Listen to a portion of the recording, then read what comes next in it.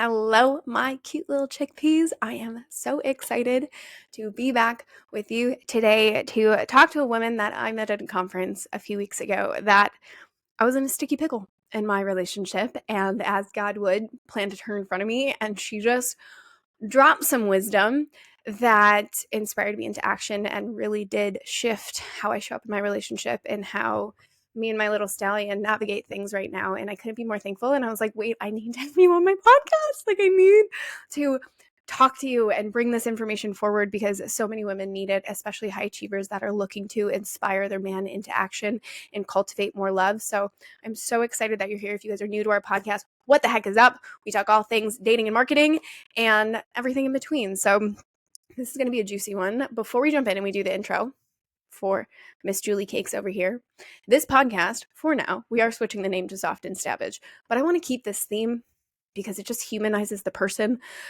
Currently, the podcast name is Healing to Happy. So what are you currently healing your way to happy on? Great question. By the way, I love your little sayings, little chickpeas, little stallion. Oh, my husband, little stallion now. I like walk in and like his name in my phone is just like he has a little stallion thing, and he's just like, I'm here for it, baby, whatever. I love it. I love it. We're gonna play with like our shadow parts, and he's gonna have a shadow part named Stallion.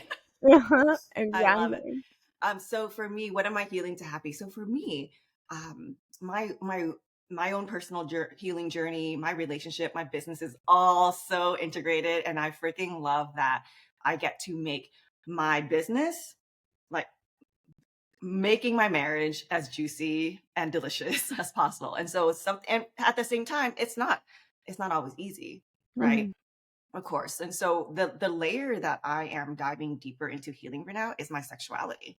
I grew up Catholic, and there's so much shame, and I didn't even realize how much shame there has been for me in terms of my own sexuality. I knew that there was some of it. I know there was a lot of it, but I didn't know how deep the shame goes. And so I'm all in on healing that so that I can show up as the fullest expression of my erotic self, for myself, for my relationship, for my community, and just serve from a place of just absolute aliveness and self-expression. Oh my goodness. I love that. I also grew up Catholic and also had so much sexual trauma on top of just Catholic and the demonizing of it. Oh my gosh. And when you can liberate that and come home, holy pickles. Like it is just, I'm excited I feel for you. like I've been on this journey for the last few years, and I still feel like I'm only scratching the surface because it goes so deep, and there's so much healing that is possible with the divine feminine as well. And just there's just so much sacredness and holiness within our sexuality that we're just not even taught to think and be in this way. So I'm really, really excited to see what this opens up. I'm excited. We can dive deeper on that in this chat too. But before we continue this, do you want to introduce yourself to the people? Yes. Hello, the people. My name is Julie Tran. I am a marriage coach. I help heart-led women entrepreneurs learn how to inspire their husbands, their partners to lead so that they can build their legacy of impact and income on a strong foundation of love, support, and trust at home. And I love it. And we connected because, again, I was going through a sticky pickle with my man of knowing, like, something about me is I take radical ownership over everything in my life, and I never blame another person because then that gives them power. So I'm sitting here in Arizona where we met on this like healing journey, no contact with my man, like in this season of like really sink or swim. And I'm just like, I know I'm at a conference, but I don't want to be here. Like, I just want to sit alone in my hotel room and process and heal and focus on like, what's my next right move? But I buckled up, and then I met you. And you brought a conversation to the table all about this of inspiring our men to lead. And if you're not feeling what you want to feel, and you're not getting your needs met, and you're not, achieving that level of love that we like think, it's you. And I just needed to hear that day. And it's something I knew, but I was just like, no, because then I have like certain people in my life that are like, no, you should be doing these types of things. And I'm sitting there being like, yes, and like, there's always two parts to this. And so what was your journey of understanding such a huge thing about relationships? Hmm. Well, what I was doing was not working. Yeah. So just to backtrack a little bit, I became a marriage coach not because I was good at marriage and relationships. I mean, I thought that I knew like how to do it just by watching my parents and watching Instagram, right? But on the outside, everything looked great. I worked in corporate America. I was in the finance world. I was making good money, had all the stuff on the outside, the house, the cars, the Chanel, the Louboutins, all of that. But my relationship, my husband and I, we just, no matter what we tried, and no matter how hard we worked at trying to understand each other, we just always failed. And I carried so much resentment in my body against my husband because he just wasn't stepping up, growing fast enough. I just didn't feel like he was putting enough effort into him growing himself and into our relationship as I needed him to. And the way I was trying to teach him to grow and to be a partner in a relationship just wasn't working, and I was miserable. And I got to a place where I wanted to. I got to this place so many times, but I wanted to file for divorce. And so, but what changed was there was one particular conversation I remember with my amazing coach. I think this was in 2018 or 19 when I said to her, like, I feel stuck. I feel like I can't stay. And I feel like I can't go. And she called me out. She's like, you are actually acting like a victim. She didn't say those words, but she said, you're pretending you don't have a choice, but you do. You just don't like the consequences of either choice that you're making. And that moment, it landed for me. I was like, wow, you're right. I am pretending like I don't have a choice. No one's holding a gun to my head.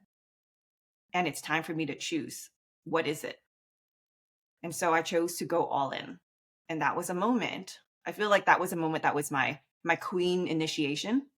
Like Mhm. before, I was didn't have this vocabulary at the time, but I was so in my princess archetype, very demanding. Like, it was my vision, my way, right? And if you're not on board with this, then you are a problem, right? Mhm. And that was a moment where it was the beginning of my initiation into being what I call a queen, taking full radical ownership for how I show up in my marriage. And so and so that was when I started just doing a lot of inner work. Like anytime an interaction would happen between us that I didn't like, that where he was triggered, he had an emotional reaction, or he wasn't on board, or whatever, I just started asking myself, what is this reflecting back to Mhm. me? What is this reflecting back to me? And just, compounding effect of that, so much growth, so much shadow work, so much inner child work. And I realized though that I have so much power, so much more power in my marriage than I ever thought I did. I had the power to influence my husband, because the man that I thought he was, a man that I thought, didn't know how to take responsibility, couldn't show up as a leader, couldn't meet me emotionally. He is all of those things and more, like beyond my expectations. Like he surprises me every single day. And so that's a long-winded answer, I think, to your Mhm. question.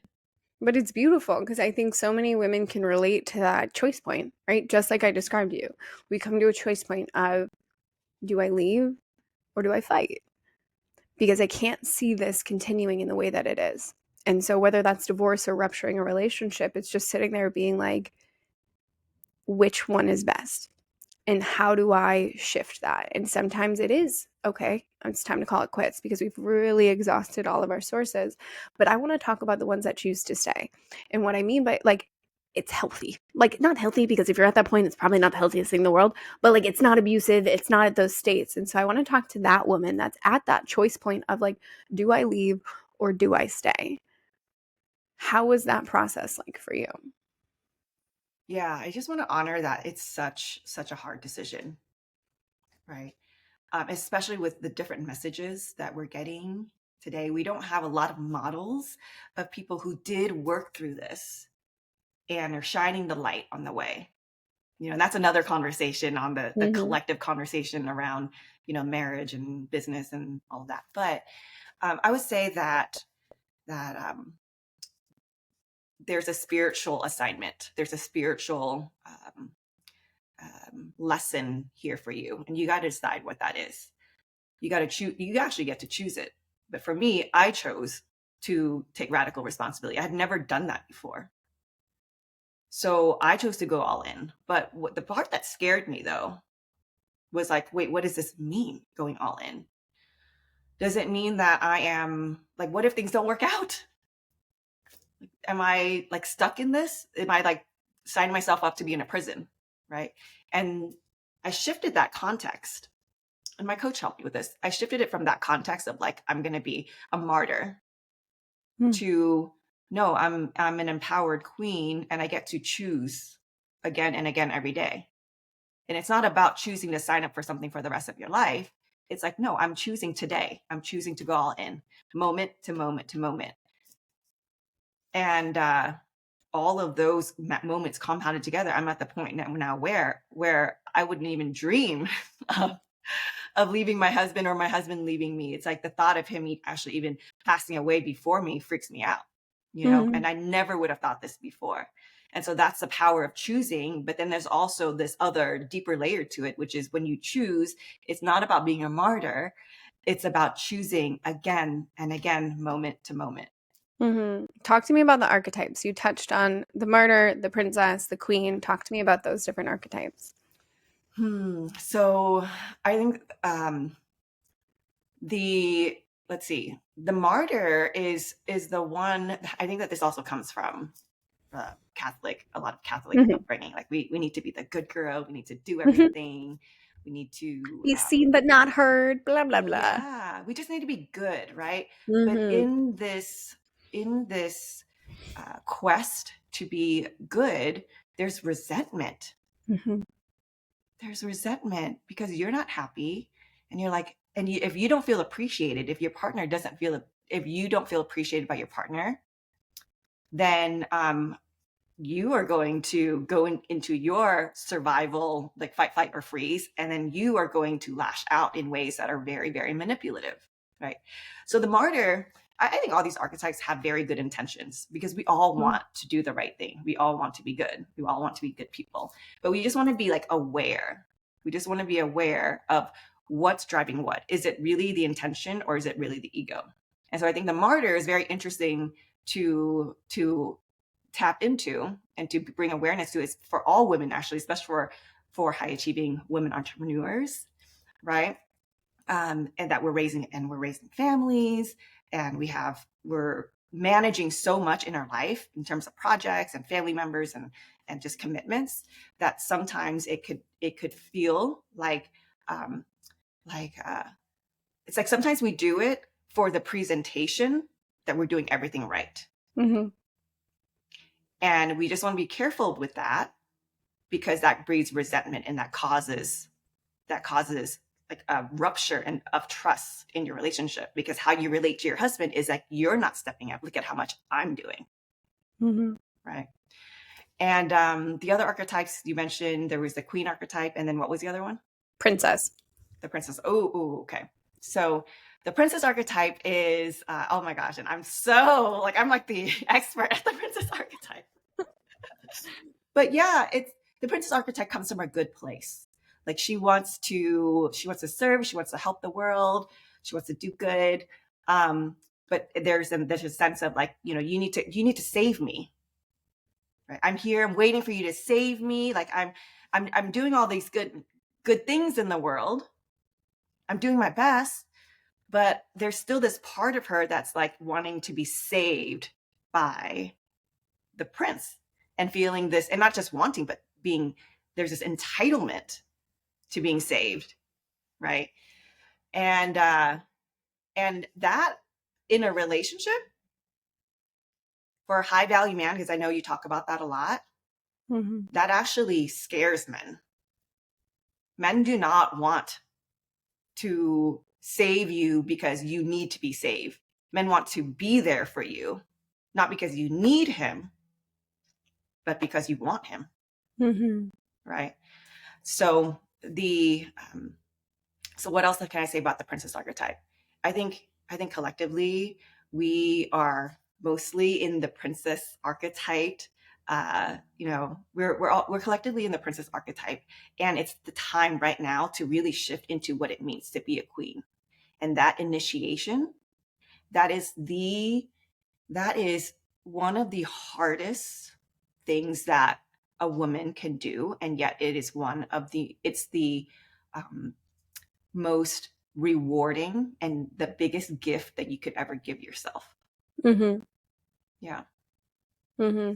I think one of the biggest things that's standing out is like you're in that damsel distress vibe. And I see this with so many women. It's sitting there, well, it's like damsel distress, and you pedestaled yourself into this deservingness of I've done this work on myself, therefore you need to act this way. I've invested in this, therefore you need to act this way. I know this about myself, and I've gone to therapy, and I know all these terms. So therefore I'm better than you, you little peasant. Keep up. And it's like that's you would never say that, but that is your energy towards this Mm-hmm. gorgeous man. And you're sitting there thinking you know better because you don't want to not know better, versus seeing your man as a freaking genius. And it's Mm-hmm. two geniuses coming together, focusing on how can I give more to you to inspire more love within the dynamic of the two of us.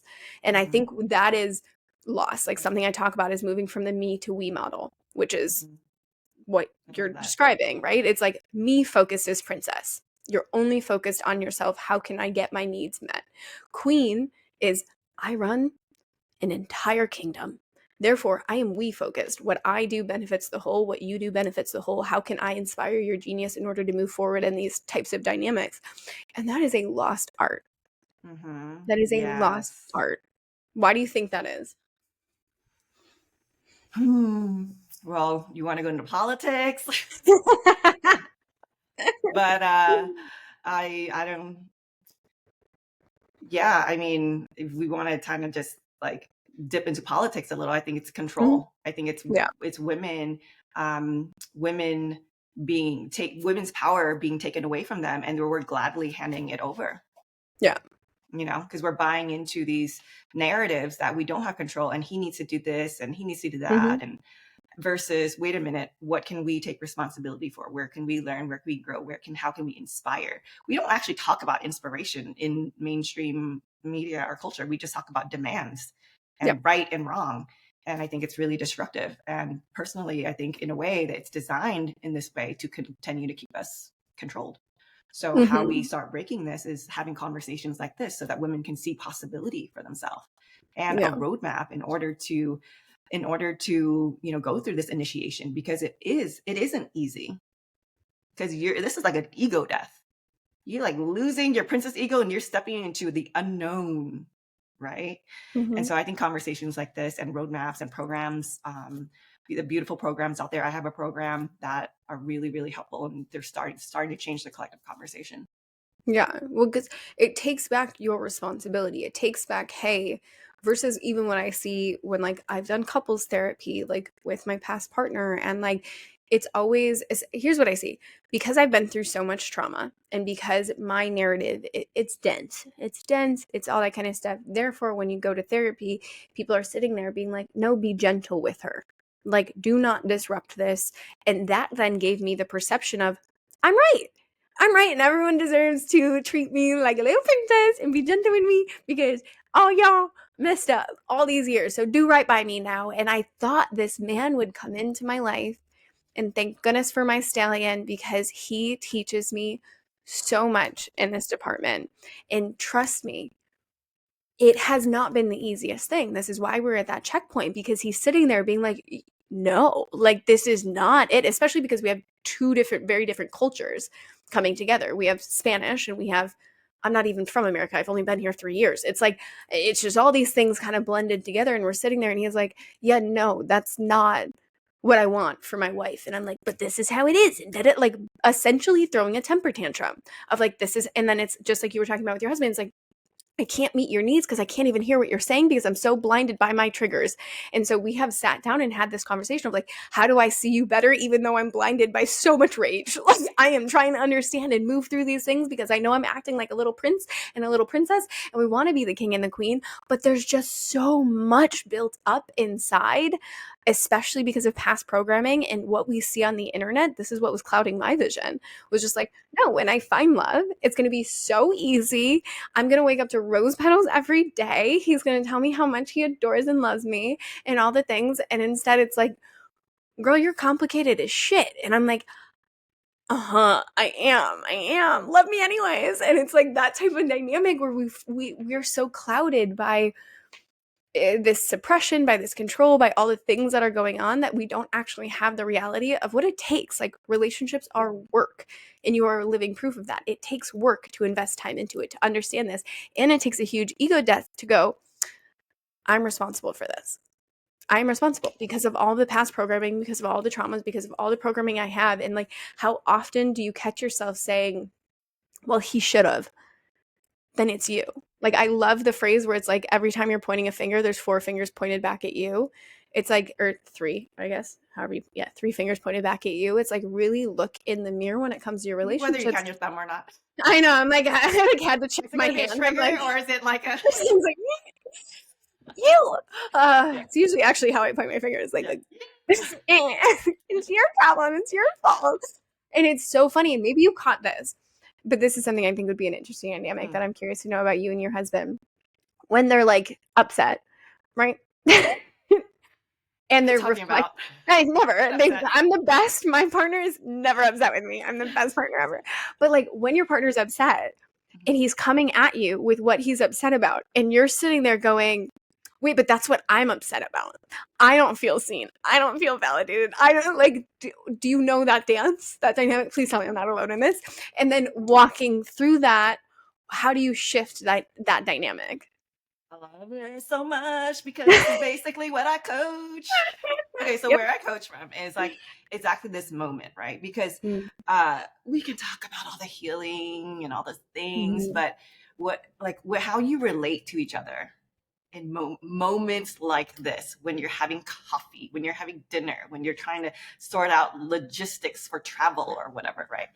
And he says something that hurts you, or you say something that hurts him, and then it becomes a roar, right?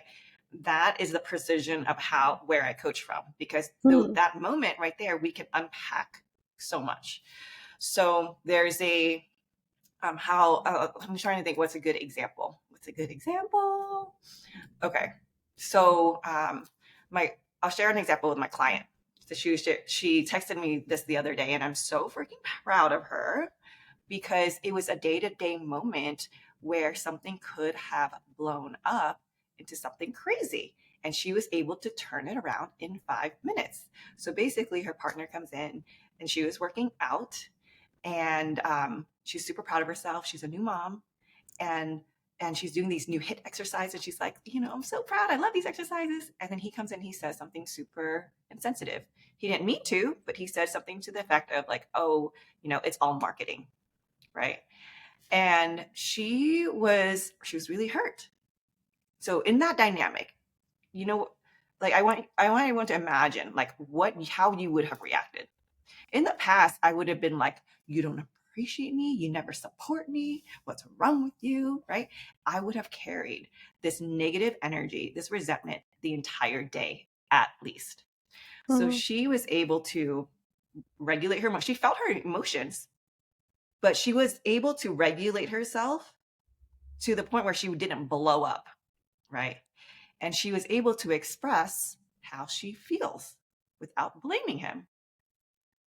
And so she created safety for him to be like, oh my gosh, like I made you feel hurt. I'm so sorry. Mm-hmm. Right. And by the end of this, he said to her, I'm so sorry. I'd like a do-over. I'm so proud of you and I love you. And then they had a nice hug, and then like there was no rupture. They moved on. They repaired. They moved on. Right. And so that's possible for any woman. I witness this all the time in my marriage, all the Mm-hmm. time. The other day, my husband So we're going through a renovation right now. And even though I'm a marriage coach and it may look online like we never have problems, listen, at any time you're growing and you're expanding, you're always going to get triggered. Things are going to come up. So we're Mhm. doing a home renovation, and things are coming up for us, especially my husband. And so he was upset about something, very emotional, and literally my nervous system, I've been able to train my nervous system to not even react to it. And Mhm. I call it, what do I call it? So there's two stages to how, if I were to break it down, two simple stages to how I coach. Number one is nervous system regulation. Mhm. Because if your body feels unsafe, then you're going to want to start attacking and defending, right? Yep. So my body stayed calm and cool, but not in like a numbing way. It's just like, oh, I'm just not reacting. And two, ninja goddess communication. Okay, why? Because these conversations can get dicey. Yeah, we know that, right? Mhm. A tone, a word, ooh, it can get so dicey. Ninja goddess communication. You use your sword to cut through the bullshit. Mhm. You cut through the ego, you cut through the story, you get to the heart of the matter of what he really needs right now, what you need right now, and be able to hold a loving space, be able to stand firm and solid as well with compassion, right? And ask for what you want. You get to be a safe space for him, and Mhm. you also get to see his intention behind the behavior that you might not like, and then you get to make a request for a change, right? So Mhm. you get to empower yourself. Mhm. And by the end of it, he was like, babe, like, I'm really impressed. Your inspire him method works. Did you just hypnotize me or something? I love that. I love that so much. Yeah. Yeah. It's so true though. It's so funny because like this is since our conversation, this is what I brought into my relationship as well. It's just like sitting there being like, especially like Monday to Wednesday, like my man is at war with work. Like it is, Mhm. if I even try and speak, even if I'm being supportive, it is the wrong thing to come out of my mouth. And so I've just like learned and had to be able to see. And something he highlighted to me, he's like, Laura, I have the kindest heart in the world, and you know that. Like anything I say, it's never meant to attack, but how I perceive it because of my past of domestic violence and rape and Mhm. all the shit that I've been through, I'm perceiving any like heightened emotion as an attack. And so then I Mhm. defend and I match that. And I had to recognize no, like there is no war. There's nothing happening. He's at work right now. So if I am going to interrupt him at work, I'm going to be met with work mentality versus the soft and sweetness that I get on date night or on the weekends when like that's not happening. And so being able to switch in that moment of going, yeah, that's not for me. Like that's we're just not there. And I'll talk about it later too. Like I'm not necessarily in the heat of that.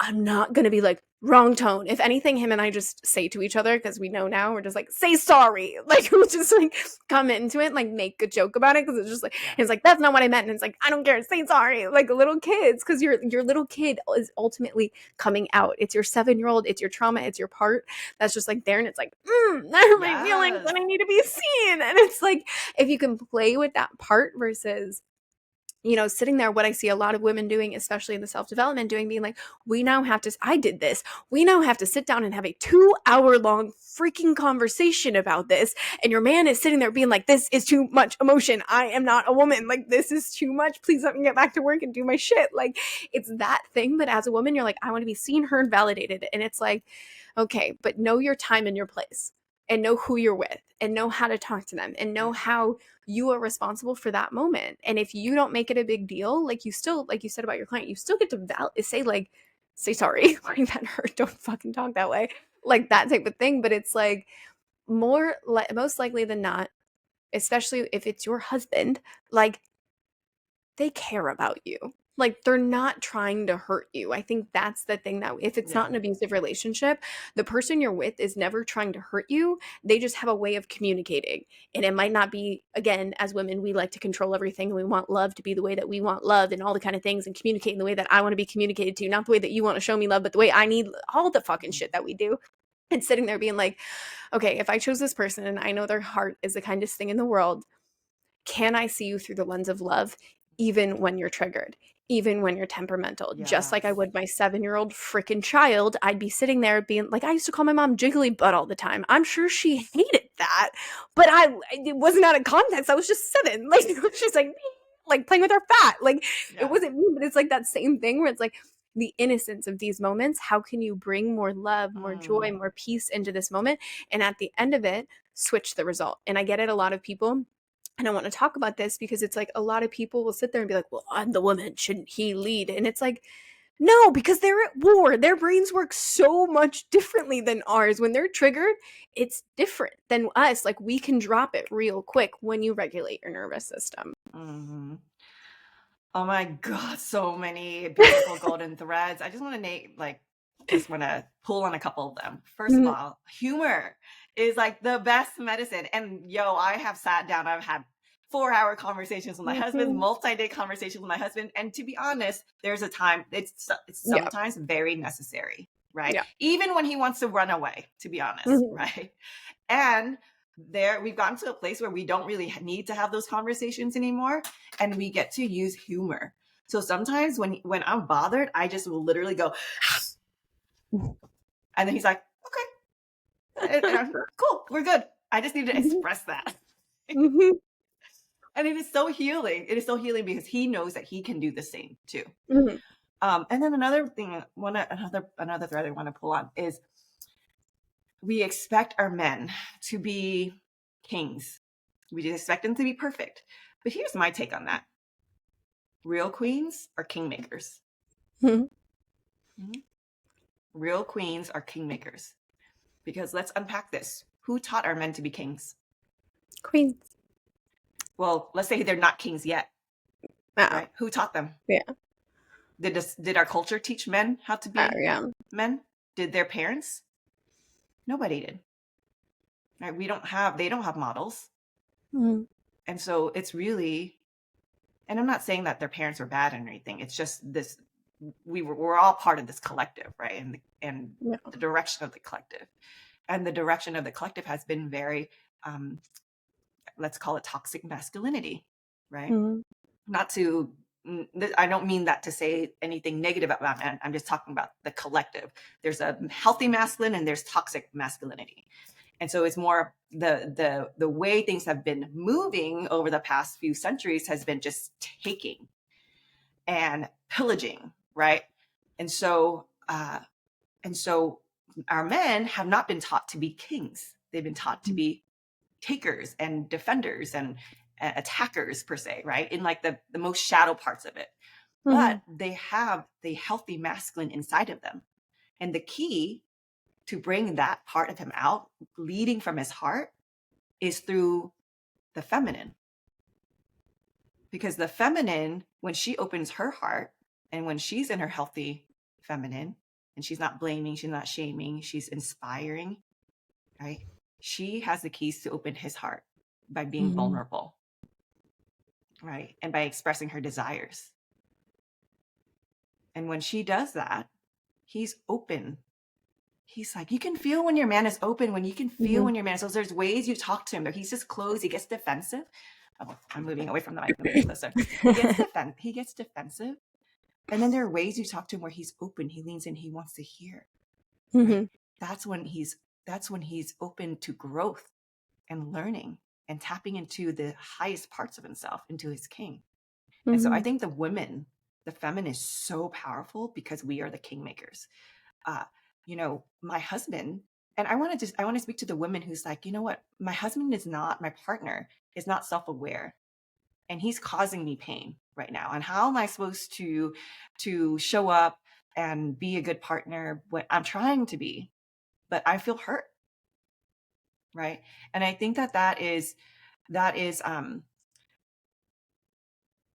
where I love to empower women, because it's valid. When you feel hurt, I don't want to dismiss that that's not happening and that we should just be like, it's easy to take radical responsibility. It's not.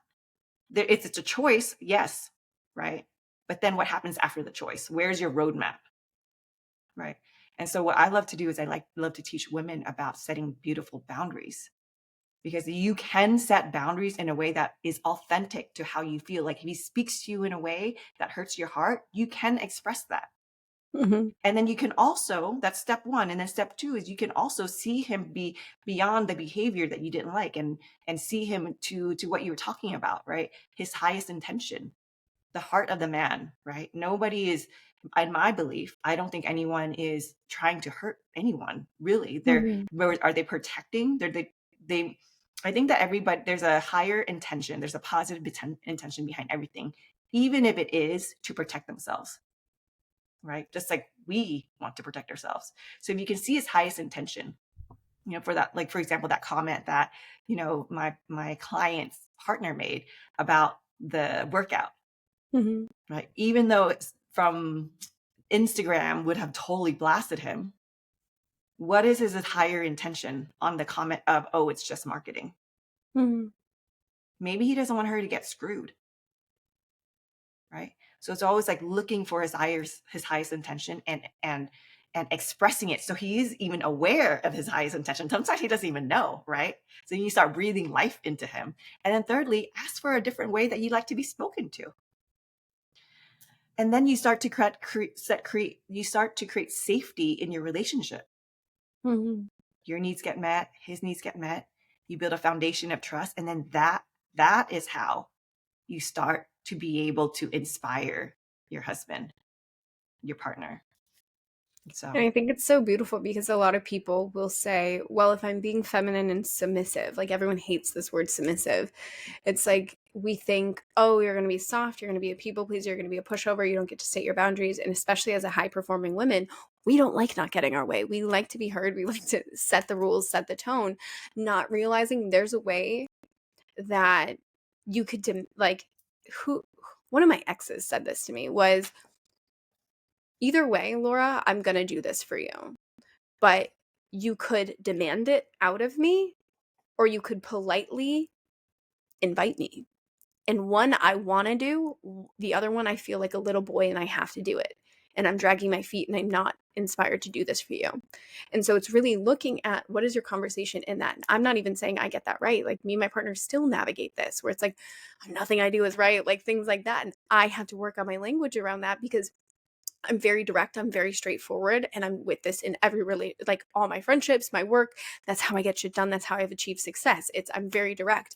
But when it comes to relationship, especially men, they're a little bit sensitive. And like the things you say stick mm, heavily. And so when you're quote unquote setting these boundaries, it doesn't mean I'm being a little sassy princess. It's you can inspire boundaries from a space of benefiting the whole, not just getting your yes. needs met, but also being catering to his heart. And ultimately, yes, your need might have not been met, but he's trying. Like the thing is, men are always looking to serve us. Like everything they're doing, it is out of love and Mm-hmm. out of service. And if we can just figure that out and figure out how to go, hey, but like ouchie my heart, like this feels really good for me, I'm like really highlighting that while also sandwiching it, right? Like giving your compliment, giving the adjustment, and then giving another compliment, and figuring out how to have that communication style, I think is the thing I know is saving my relationship that a lot of people don't understand. It's just like it's not that you become a pushover or passive. Mm, You actually, like, you're the thermostat. Actually, like feminine energy is the thermostat, and when you can actually lock in that versus the because I said so mothering energy, your relationship will completely shift in completely. yeah. Amen. Amen to that.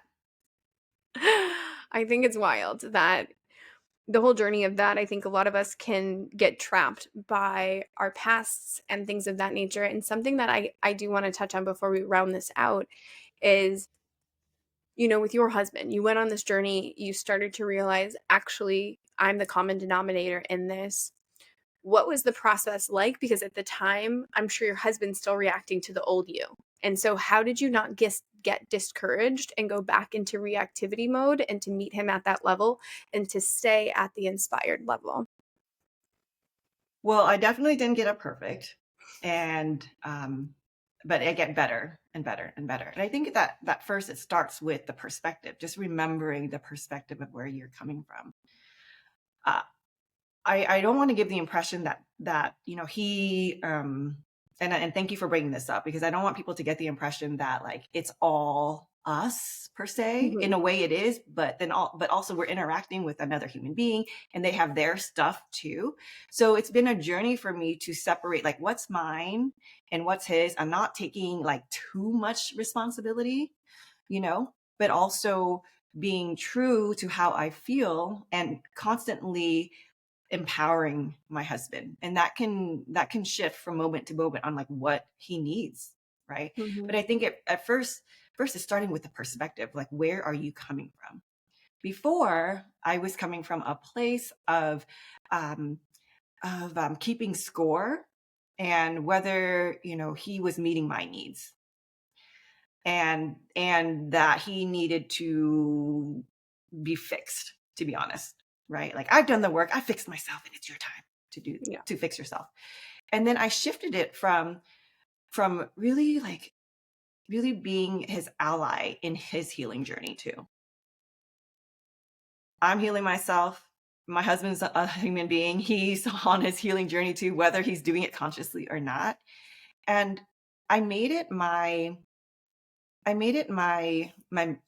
responsibility, like my privilege of being his co-pilot on his healing journey. Because in Mm. what I saw and how he was reacting to just everyday stuff was that he has a childhood wound where he needed to be perfect. And if he didn't perform, he didn't do all the right things, if he wasn't on time, if he didn't do everything for everybody else, then he would get really angry and upset. And it just made me like be very curious about how he was brought up and what type of wounds he has, and how I can support him to heal. And something that really connected to me was understanding that my husband probably never really had a childhood where he got to be a child, where he got to, I mean, he has great parents. He has wonderful parents, but there was something inside of his wiring that made him feel a lot of shame. And so I just made it my privilege to support him in bringing out his inner child. So creating safety for him from any given moment. So he went from being like Mr. Serious, can't be present, can't have fun, can't just be outside like hanging out, to now like we're going to festivals together. He's like planning date nights, going to the club for us. Like he's a totally different human being. And so I think like shifting from that perspective of like there's something wrong and pointing the finger to like curiosity and like a Mm. co-creation on a healing journey. And so your question was, how did I, sorry, going back to your question, what was that? What was your question again? So when you start to take action Yeah. and you're like, oh, I'm the one that's responsible, there's a lag time between someone catching up to that, especially our partners, because they're responding to our past woundings. Family, the same thing, but we're talking about relationship. How was it in that adjustment period for when you are taking inspired action, speaking in a certain way, and he is probably still in the reactive state, like vibrating at the lower frequency, we'll say. I don't really like that terminology, but I'm sure you get what I'm saying. Mhm. And like still trying to like pick the fights and like do the thing and like responding to the old you. How did you hold your power in Mm. those moments? So I have a process. Hmm. I have a process because it depends on how much that hurt. I'm still a human being and it still hurts me. Just because I've done this work doesn't mean that like I don't get my feelings hurt anymore. Yeah. And so I have a process of looking feeling my emotions, allowing it to happen, allowing that part of me that feels hurt, that feels angry, to exist. So I have a morning practice of releasing my emotions, of letting the emotions move from my body, shifting. Once it's moved, I start having clarity, because this is part of nervous system regulation, right? Mm. I start seeing things from a different perspective. And when I can see things from a different perspective, then I can revisit the conversation with him from a different place, from a place of teamwork and collaboration and solutions, as opposed to blame. Mm. And so it's a continual process of uh, let me say it differently. I think having a framework helps because every single situation is going to be a little different, right? And so the framework and how I teach nervous system regulation, releasing your emotions, and then ninja goddess communication skills. Every single time I come back to that. And that's how I did it. And then that's how we get from a place of arguing every day to it being like super rare. Mm-hmm. I love that. Oh my goodness, I could talk to you for so long about all this. We'll have to have you come back on, but I I love gotta it. jump into a meeting. But Yeah. I'm so excited. What is one big takeaway you want this community to get from this conversation? Uh, that I'm going to speak to the women in Mm-hmm. this community, that you are more powerful and magical than you can ever imagine because you have the power of influencing your partner. And God gave you this power. And if you are feeling like, oh, you've tried everything and nothing is working or it's not working that well, it's just because you haven't, there's nothing wrong with you. There's nothing wrong with your partner. You just haven't had the tools to connect to your ability to inspire. And so that's why I want the women to take away is that you have this inside of you, right? You have so much magic inside of you. Um, and I invite you to get curious on how you can become her, the woman, the queen that can begin shifting her marriage and or her partnership, her marriage, whether she's married or not, and shifting the dynamic in your relationship so that you can build a legacy of impact and income on a foundation of love, support, and trust at home. Ooh, Yeah. powerful. Powerful, powerful. Thank you so much, Julie. Where can people connect with you? What you got going on that people can jump in and continue this conversation with you? Yeah. So lead with Julie Tran on Instagram. And what do I have going on? So many exciting things. My beautiful boundaries blueprint. If what we were talking about today is like, oh, I want more of that, I break it all down to you for you in my free training called the Beautiful Boundaries Blueprint. And I also have my signature course called the Inspire Him Immersion. And so I'm really excited to be launching that.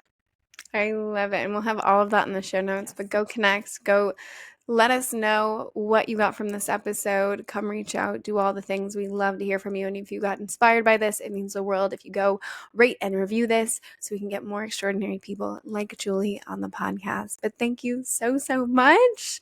And we'll see you in the next episode. Thank Bye. you.